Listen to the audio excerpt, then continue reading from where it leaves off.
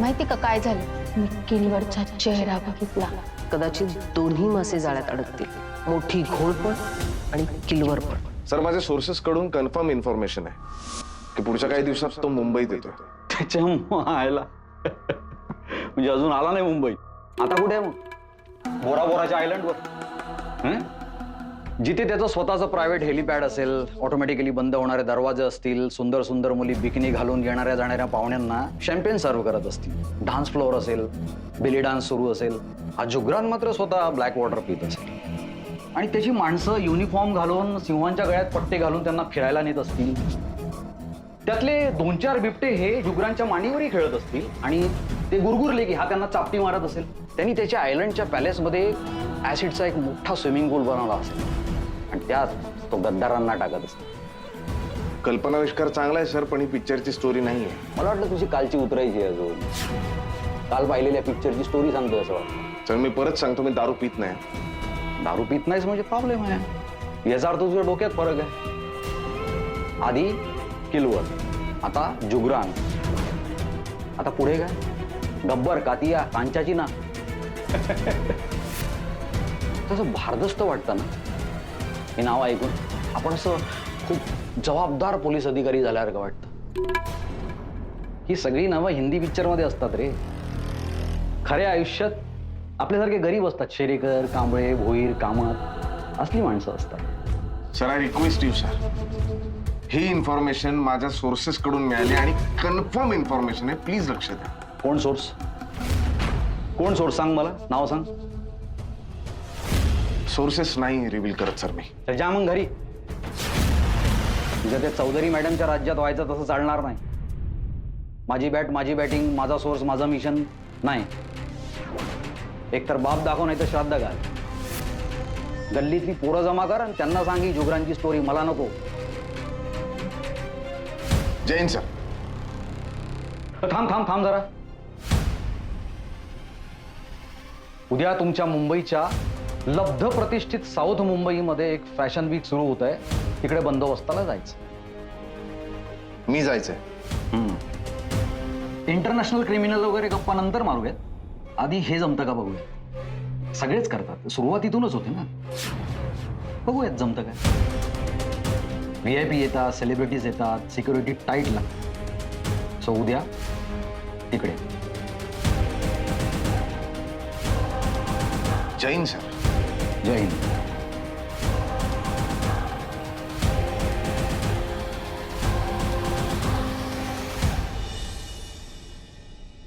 अगदी तुम्ही म्हटल्या ना तसंच चाललेलं आहे सगळं. अहो शिवाली आता आमची मुलगी राहिलेलीच नाही असं वाटतंय आम्हाला. अहो या वयात मुलं अचानक वेगळी वागायला लागतात. अहो आपलं मूल वागून वागून तरी किती वेगळं वागणार याची कल्पना असते आई वडिलांना. तिने स्वतःला बंद करून घेतलं आमच्यापासून. आम्हाला तिच्या आयुष्यातूनच काढून टाकलंय. ते मोबाईलमध्ये कसं ब्लॉक करतात ना तसंच. तुम्ही दोघांनी तिच्याशी बोलण्याचा प्रयत्न केलात का? हो, आम्ही दोघांनीही प्रयत्न केला. तिला तिच्या आवडत्या रेस्टॉरंटमध्ये घेऊन गेलो, शॉपिंग सुद्धा केली, पण तिला त्याच्यात काहीच इंटरेस्ट नाही असं वाटत होतं आम्हाला. ती आमच्याबरोबर नव्हतीच हो. तिच्या हाताला मोबाईल सतत चिकटलेला असतो. तिचं लक्ष फक्त मोबाईलमध्ये असतं. आजूबाजूला कोण काय बोलतं आहे, काय वागतं आहे, तिला काहीच फरक नाही पडत हो. आजकालच्या मुलांची तऱ्हा अशीच आहे. यातनं आपण तिला काही. अहो एवढंच नाही, परवा तिचे वडील पाणी प्यायला रात्री उठले. तिच्या खोलीतून रडण्याचा आवाज येत होता. तिच्या रूमची लाईट चालू होती म्हणून तिच्या वडिलांनी मला उठवलं आणि आम्ही दोघांनी तिचं दार ठोठावलं. चिडचिड करत बाहेर आली हो. आम्हाला ओरडायला लागली. आम्ही आई वडील म्हणून आम्ही काळजीपोटी विचारलो, आमचं काय चुकलं असं वाटलं ठेवून द्यावी तिच्या. पण तुम्ही म्हणालात म्हणून आम्ही गप्प बसलो. पण श्रद्धाताई नक्की काहीतरी बिनसलंय हो तिचं. आमची मुलगी आमच्यापासून तुटत चालली हो. का ते कळत नाहीये. कदाचित ती तुमच्याशी बोलेल. तुम्ही याल ना प्लीज. तू हुशार मुलगा आहेस, चांगला स्टुडंट आहेस. आई बाबांना, शाळेला तुझ्याकडनं अपेक्षा आहे. तरीही तू ड्रॉप घ्यायचा ठरवलास तर आम्ही तुला काही म्हणणार नाही. कसा वाटला सुपरहिट सिनेमाचा धमाकेदार ट्रेलर? आता जर गप्प बसली नाही तर आज जसा तुझा नवरा 2 पायांवरती घरी आलाय ना, तसा उद्या 4 खांद्यांवर येईल. आपल्या गप्प राहण्याने साऊ सुरक्षित राहणार असेल आणि आपल्याला परत मिळणार असेल तसं करू. आपण हरलो आणि तो जिंकला हे मान्य करू आणि गप्प राहू. वहिनी,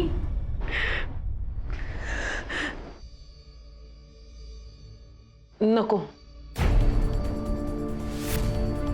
नाही म्हणजे आधीच खूप गडबड चालली आहे माझी, तुम्हाला माहिती आहे ना.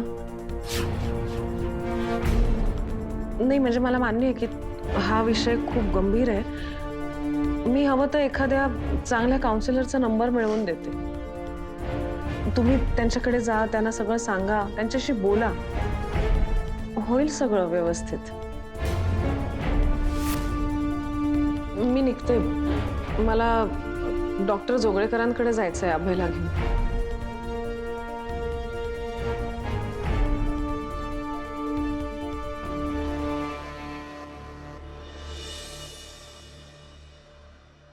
मला सांगतो वाईन पिता पिता एवढी टाईट झाली आणि मी असं समजून दुसऱ्याच्याच गळ्यात पडले. नाही हो नाही असं काही नाही. हे आता विषय निघालाच आहे. तर आपला तो तू लग्नात घेतला होतास तो उखाणा घे ना. काहीतरी काय घे ना घे ना घे ना. अहो घ्या ना, नाहीतरी हल्ली फॅडच आहे ना जुनं सगळं रिक्रिएट करायचं. हा मोमेंट पण आपण रिक्रिएट करूया. स्मरणशक्तीला फार ताण द्यावा लागेल. दे दे. बरं ऐका, प्रेमाची आराधना करत सुरू झाली आमची सफर. अरे वा, क्या बात. शर्मिलाच्या नावाचं हे अमर प्रेम आता मालिक के भरोसे पर. क्या बात आहे.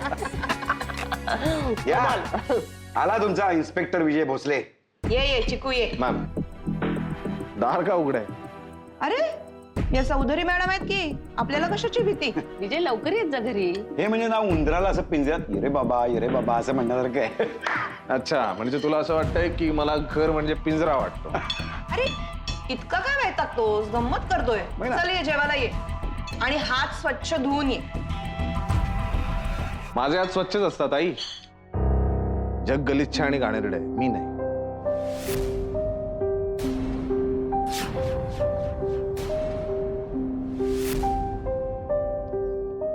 आलोच मॅडम. तुम्हाला सांगतो चौधरी मॅडम, हा पोरगा झाला आणि आमच्या आयुष्यातला रोमांचच संपला. हे काहीतरी काय बोलतोस राजेश.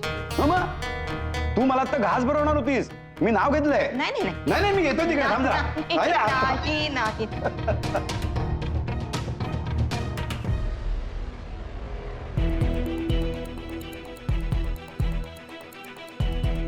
बहिणी,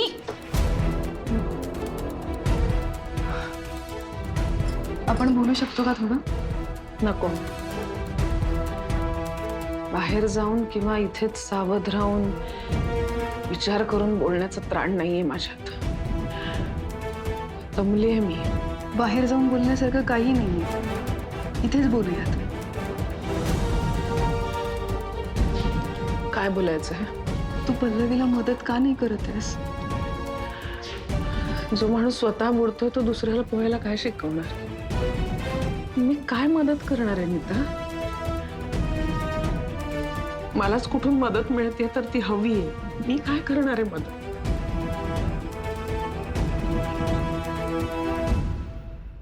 कसं वाचत असतील रे विजय हे? अवघड आहे. कमाल आहे ना तुझ्या आईबाबांची. प्रॅक्टिस आहे ना मॅडम, जमतं त्यांना.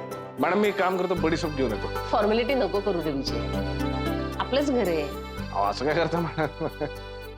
तुम्ही पाहुणे आहात आमच्याकडे, मी पाहुणचार करायला हवा. तर पाहुणचार कसला?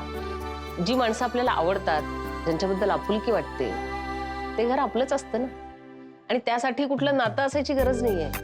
आधी ना तुझे आई बाबा माझ्याबद्दल जरा साशंक होते. आमची मध्यंतरी एक गंमतशीर चकमक पण झाली. तू सस्पेंड होतास तेव्हा. पण आता सगळं ठीक झालं. पण कमाल आहे तुझ्या आई बाबांची. खूप भारी आहेत तुझे आई बाबा. म्हणजे काय, आई वडील कोणाचे आहेत?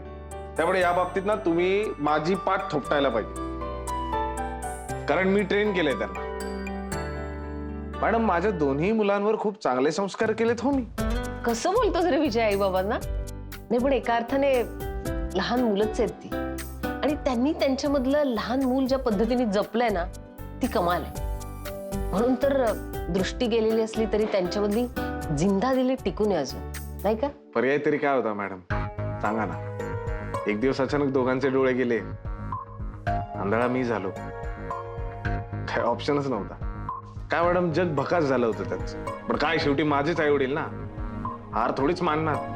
पण त्यांनी ठरवलं, एक दिवस आले माझ्याकडे, मला म्हणाले की जनरली असं होतं की मुलांना आई वडिलांचं सगळं ऐकावं लागतं, पण आपल्या केसमध्ये जर ते उलट आहे, म्हणजे आम्हाला तुझं ऐकावं लागणार आहे, तर आता आपण एक गोष्ट आत्ता लगेच घरातून बाहेर फेकून द्यायची आहे, ती गोष्ट म्हणजे इगो. आणि मग म्हणून आमचं ठरलं की यानंतर एकमेकाला नावाने हाक मारायची. ग्रेट आहे तो मॅडम ते. म्हणजे सुरुवातीला हे असं सगळं जगणं खूप अवघड होतं, मी डोळ्यांनी पाहिलं ना. पण जमवला. म्हातारीला डेंजर आहेत माझे, जमवलं त्यांनी. म्हणूनच मॅडम काय आहे, याच सगळ्यामुळे माझ्या आजूबाजूला जेव्हा नालायक हरामखोर माणसं असतात ना, तर संताप होतो माझा.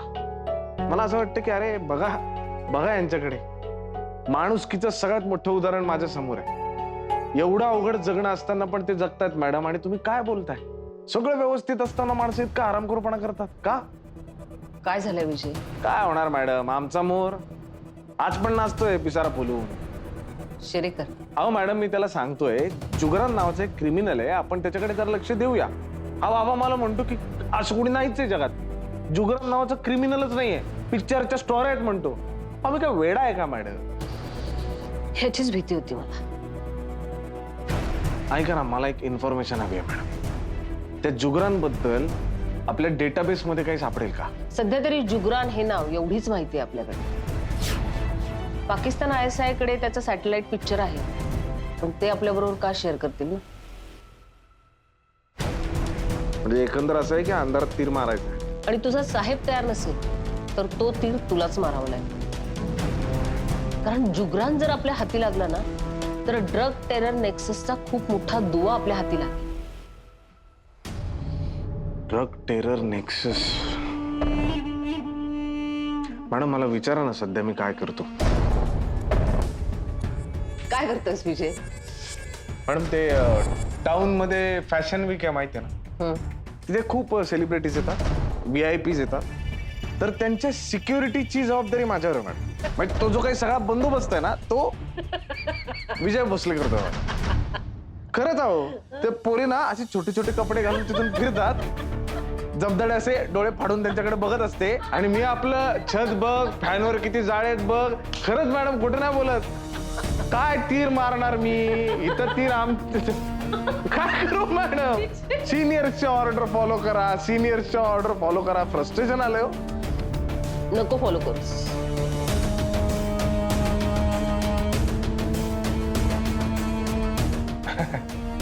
नको करू म्हणजे?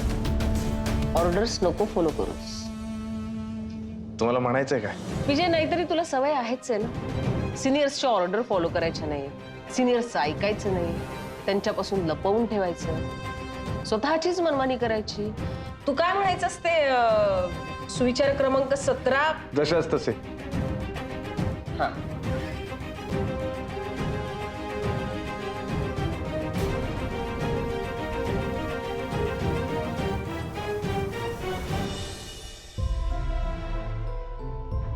वहिनी,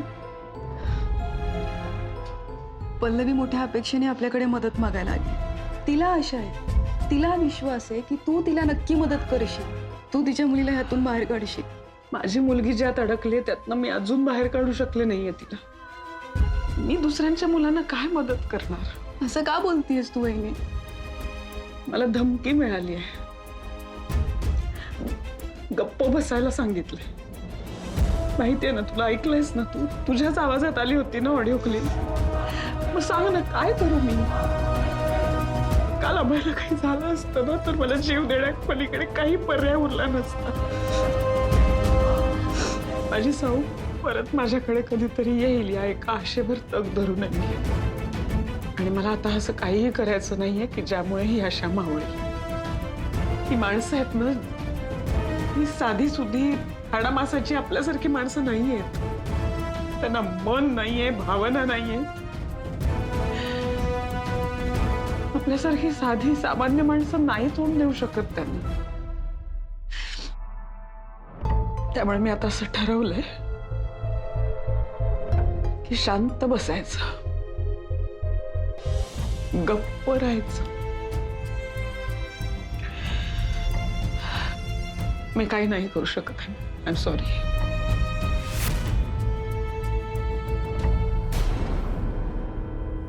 दृष्टी असून सुद्धा डोळ्यावर काळी पट्टी लावलेल्याला अख्खं जग काळं दिसतं. तू माझ्या डोळ्यावरची ती पट्टी दूर केली होतीस, आठवते? आधी त्रास झाला, नंतर बरं वाटलं. माझ्या पलीकडचं जग बघायला मी शिकले, अजूनही शिकतेय. तू आम्हाला हिंमत दिलीयस आणि आता तीच पट्टी तू तुझ्या डोळ्यांवर चढवणार आहेस. मला तुझी भीती समजतीये आणि ती खरी सुद्धा आहे. पण आपण वाघाला वाघ नाही म्हणालो तर तो शिकार करायचा थांबणार आहे का? नाही ना. तसंच हा सुद्धा आपल्याला त्रास द्यायचा थांबवणार नाहीये.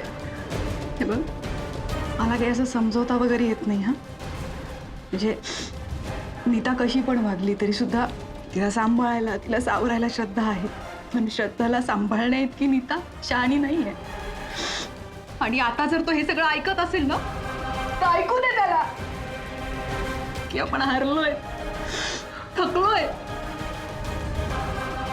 किमान आता तरी तो आपली पाठ सोडेल.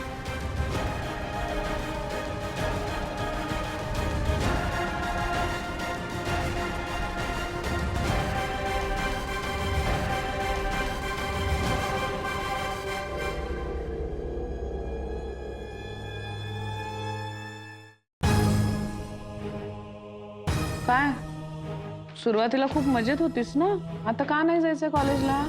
काही नाही. काय काय कारण काय आहे? का नाही जायचंय? नाही जायचंय. कोणी त्रास देत आहे का? रॅगिंग वगैरे करतंय का? आई, ती एक मुलगी आहे, नताशा.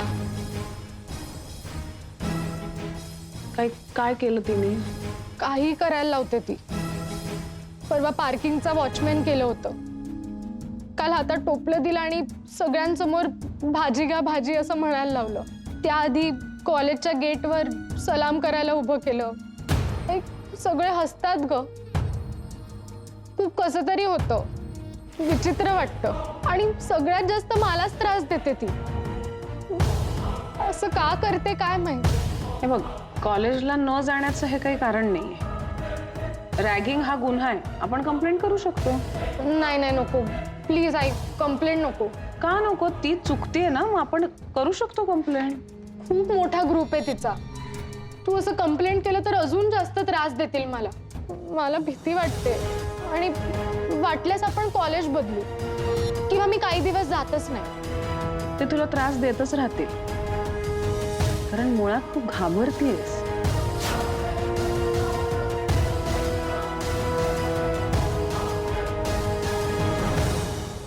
आईचं ऐक. ती आली आणि तिने काहीही केलं तरी तू तिच्या डोळ्यात डोळे घालून बघ. न घाबरता. ती चिडेल, काहीतरी विचित्र वागेल, तरीही तू तिच्या डोळ्यात बघत राहा. हे मग तू कितीही बोललीस ना तर काही फरक पडणार नाही. पण ठाम नजर असते ना, ती नाही सहन होत. यापुढे जाऊन तिने तुझ्यावर हात उगारला तर तुझ्याकडेही 2 हात आहेत. उचल हात, काही हरकत नाही. हे बघ, जे तुला हसतात ना सगळे गप्प होती. आणि वेळ पडली तर तुझा हात उठू शकतो. हे सगळ्या कॉलेजला कळेल. एक दिवस हिम्मत दाखव. तुझ्या कॉलेजची सगळी पुढची वर्ष सुखात जातील. हे बघ, ही मुलं कधीतरी कंटाळून तुला त्रास देणं बंद करतीलही, पण हा सगळा अनुभव एक वाईट अनुभव म्हणून तुझ्या कायम स्मरणात राहील. तू म्हणतेस म्हणून मी तुझ्या कॉलेजला येऊन आता तुझ्या प्रिन्सिपलना तक्रार करणार नाही, पण तुला हिम्मत दाखवायला लागेल. आज लढलीस तू मोठी होशील, नाहीतर एक दुबळी मुलगी ठरशील. आई, आपल्याला घाबरवणारे खूप असतात आयुष्यात, पण कोणाला आणि कशाला घाबरायचं हे आपलं आपण ठरवायचं असतं. असे घाबरत राहिलो ना तर आयुष्य जगताच येणार नाही आपल्याला. तुला मजा करायची आहे की नाही? कॉलेज लाईफ एन्जॉय करायचं आहे की नाही? मग काय करायचं? घाबरायचं नाही.